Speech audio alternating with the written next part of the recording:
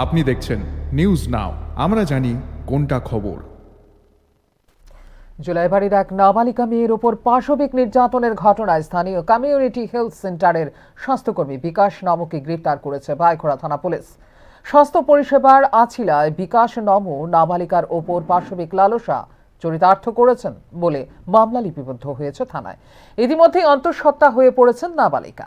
এই ঘটনায় পক্সো অ্যাক্টের ৩৫১(1)(b) এবং ৬৫(1) ধারায় সংশ্লিষ্ট স্বাস্থ্যকর্মীর বিরুদ্ধে লিপিবদ্ধ করা হয়েছে মামলা। বিকাশ নম জোলাইবাড়ির সামাজিক স্বাস্থ্য কেন্দ্রে কর্মরত ছিলেন বলে জানিয়েছে পুলিশ।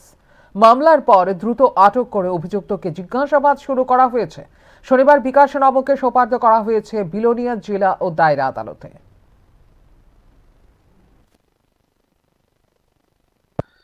আজকে রাত অনুমান 10:10 নাগাদ আমাদের কাছে একটা কমপ্লেন আসে।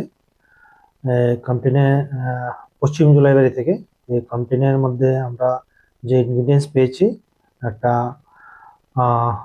মাইনর মেয়ের উপর রেপ সংঘটিত হয়েছে এবং ওই মোতাবেক আমরা একটা কেস রেজিস্টার করি এবং সঙ্গে সঙ্গে আসামিকে অ্যারেস্ট করার জন্য আমরা রেড করি, আসামিকে পাই, আসামিকে অ্যারেস্ট করি এবং বর্তমানে আমরা আসামিকে আর মাইনর ভিকটিম গার্লকে মেডিকেলের জন্য প্রেরণ করছি এবং এই বিষয়ের উপর বাইকরা পিএস একটা কেস রেজিস্টার করে, যার number Baikra PS case number 1 section 65 clause 1 oblique 351 clause 1 of BNS and 4 of POCSO act.